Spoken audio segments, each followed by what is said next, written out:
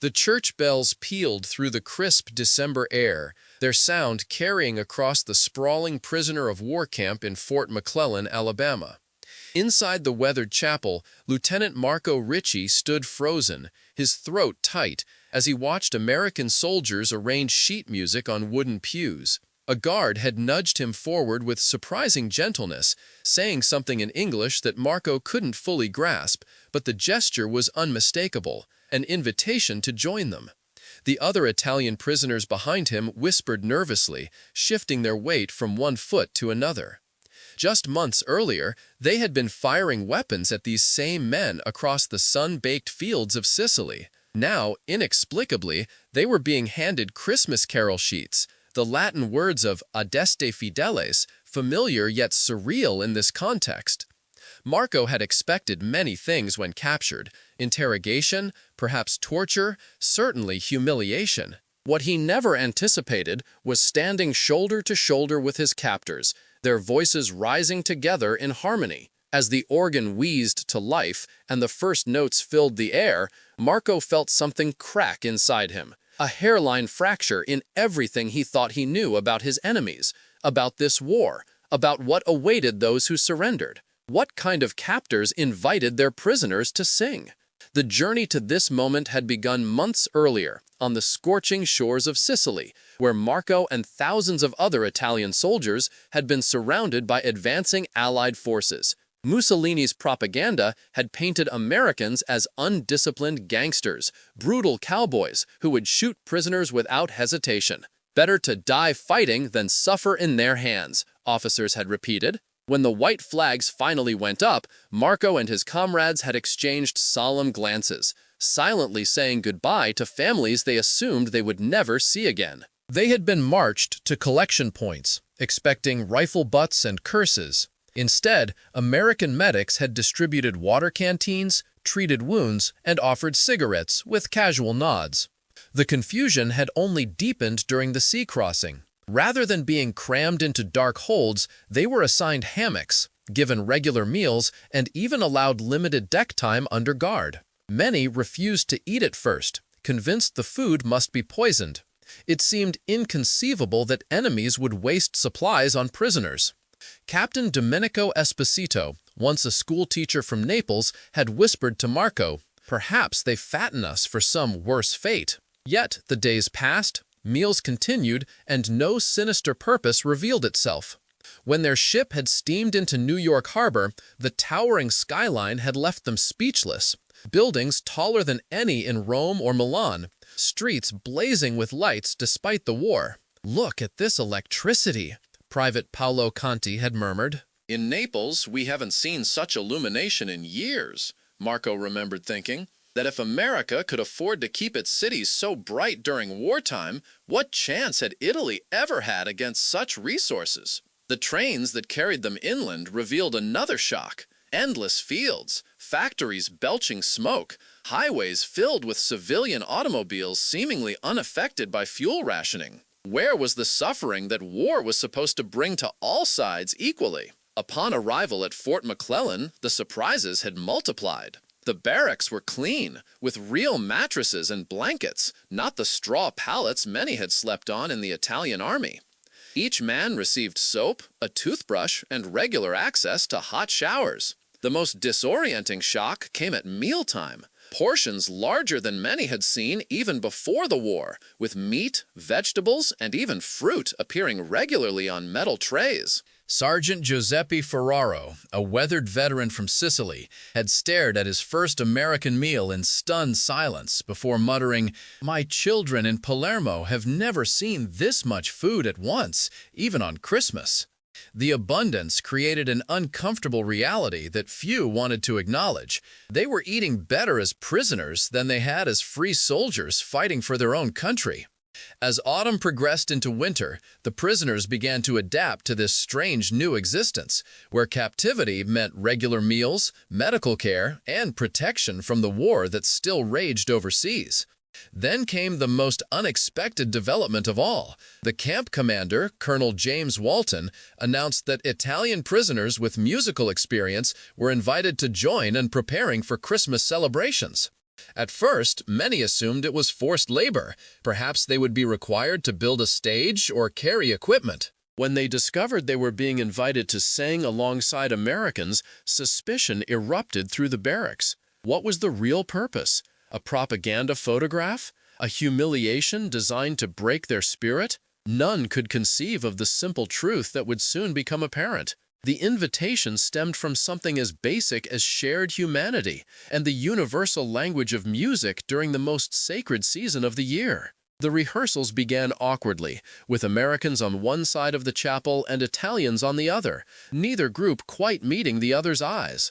Marco, who had sung in his village church choir before the war, found himself appointed as an informal leader among the Italian singers. The American chaplain, Father O'Malley, spoke no Italian, but music needed no translation. He would play a melody on the old chapel piano, gesture expressively, and somehow the meaning was clear. The first time the two groups sang together, a tentative rendering of Silent Night, with Americans in English and Italians in their native tongue, the sound had faltered, then strengthened as they realized the melody united them even when words did not.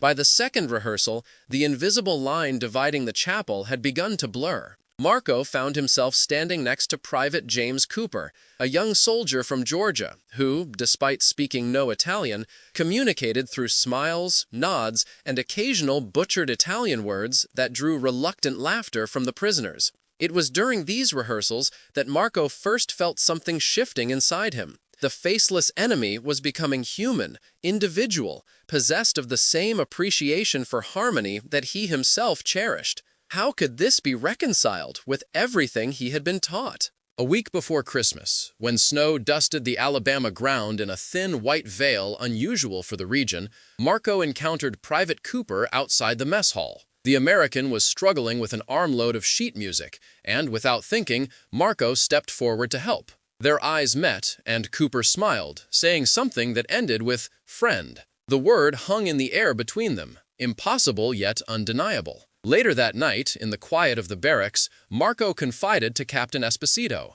"I cannot hate them as I should." The captain, staring at the ceiling above his bunk, had replied, "Perhaps hate was never what we should have felt." Around them, other prisoners listened silently, many wrestling with the same uncomfortable revelation. Their captors were not monsters but men, separated from themselves by circumstance rather than some unbridgeable moral divide. This realization was, in its way, more disorienting than capture itself. If these Americans were not the devils they had been portrayed to be, what did that say about everything else they had been told? The morning of December 24th arrived with a crystalline clarity, the air so cold it seemed to ring like glass when disturbed. The Italian prisoners were escorted to the chapel early, wearing their cleanest uniforms, many having shaved with extra care, as if preparing for a village festival rather than a choir performance as prisoners of war. What awaited them inside heightened their astonishment. The chapel had been transformed with pine boughs, handmade decorations, and dozens of candles. An American officer explained through an interpreter that family members from nearby towns had contributed items to ensure the service felt special. "Even for us?" Paolo had asked incredulously. "For everyone," came the simple reply. The Americans had not just included their prisoners in the celebration, they had gone to extraordinary lengths to create beauty in the midst of conflict. That evening, as darkness fell and the Christmas Eve service began, something remarkable happened in that humble chapel. As Italians and Americans stood side by side, their voices rose together in songs of peace and hope, creating a strange bubble of harmony in a world torn apart by war. Marco, standing between Captain Esposito and Private Cooper, felt tears prick his eyes during "O Holy Night." He wasn't alone. Around him, hardened soldiers from both armies were discreetly wiping their eyes. A single thought kept circling in his mind. If they could create this together, what else might have been possible if they had never been enemies? After the service, Colonel Walton had approached the Italian prisoners, offering his hand to each man and saying through an interpreter, "Tonight we are not soldiers, but men celebrating the birth of Christ together." Marco had expected many things from captivity: Cruelty, hunger, perhaps death. He had never expected respect. Most unexpected of all had been what followed the service. Rather than being marched immediately back to their barracks, the Italians were invited to the mess hall, which had been decorated with paper streamers and pine branches. Tables groaned with food, not just the regular camp meals, but special editions. Pasta prepared with surprising authenticity, sweet pastries reminiscent of home, and coffee that smelled richly of a life before war. American soldiers and Italian prisoners sat intermingled, communication happening through gestures, smiles, and the few words they had learned of each other's languages. Private Francesco Russo, a baker from Milan before the war, studied a slice of panettone with expert eyes before declaring, "Not bad for Americans. Perhaps they had Italian help." The laughter that followed needed no translation. The statistics behind this unexpected celebration revealed something about America that many of the prisoners had failed to grasp before their capture. By 1943, the United States was housing over 50,000 Italian prisoners of war across more than 20 states. Despite fighting a global war on multiple fronts, the country allocated resources not just for basic housing and feeding of these prisoners, but for maintaining their dignity, their faith practices, and even their cultural traditions during holidays. The Geneva Convention required humane treatment of prisoners, but the Christmas choir went far beyond mere obligation. According to records from Fort McClellan, the base had diverted staff, supplies, and even transportation to ensure that both prisoners and their guards could participate in religious observances together. The camp kitchens had operated on special schedules, preparing traditional dishes from both American and Italian cuisines, requiring planning and resources that would have been unimaginable in resource-strapped Italy. The simple fact that America could afford to treat prisoners with such consideration spoke volumes about the disparity in national resources that the war had exposed. For Marco and his fellow prisoners, these revelations were both comforting and deeply troubling. The comfort came from their immediate circumstances. They were safe, fed, and treated with unexpected dignity. The trouble lay in the implications. If America could extend such humanity to its enemies, while simultaneously producing enough war materials to overwhelm the Axis powers, what did that say about Italy's position in the conflict? What did it reveal about the propaganda they had believed, about the cause for which they had fought? Sergeant Ferraro expressed it most bluntly as they returned to their barracks that night. "We never had a chance. Look at all this. They can feed us like guests while still sending enough supplies to drown our armies back home." Captain Esposito, always more philosophical, had replied quietly, "Perhaps the greater question is not about resources, but about what makes a society capable of seeing humanity in its enemies." No one had an immediate answer, but the question lingered in the darkened barracks long after lights out, more unsettling than any interrogation could have been. The day after Christmas, the effects of the celebration continued to reverberate through the camp.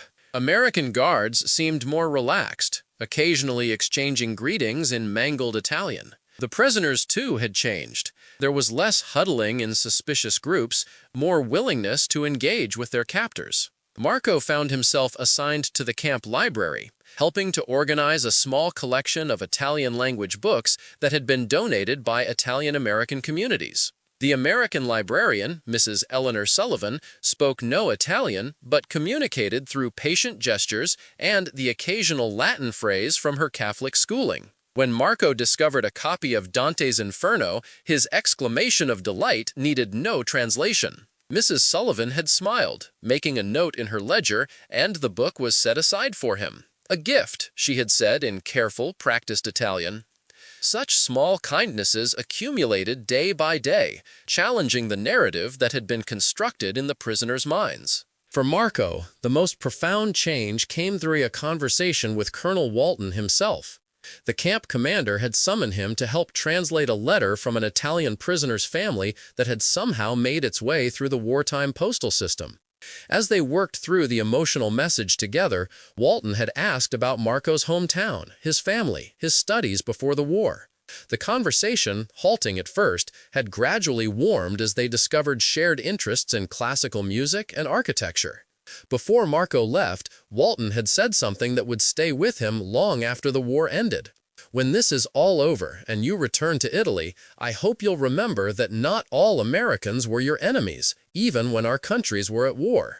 The simple humanity of the statement had struck Marco with the force of revelation. He had been taught to see Americans as a monolithic enemy, yet here was the individual reality. A man who could direct a prison camp with firmness while still recognizing the human being in each prisoner. As winter deepened and 1944 began, news from Italy filtered into the camp. Mussolini's government had fallen, the country had surrendered to the Allies, and now Italian soldiers were fighting alongside Americans against their former German allies. The prisoners' status shifted into an unusual limbo. Technically no longer enemies, yet not quite allies, still detained but with expanded privileges. Work release programs began, allowing prisoners to labor on local farms and factories, earning modest wages and a sense of purpose. Marco found himself assigned to a furniture factory in nearby Anniston, working alongside American civilians who initially regarded the Italians with suspicion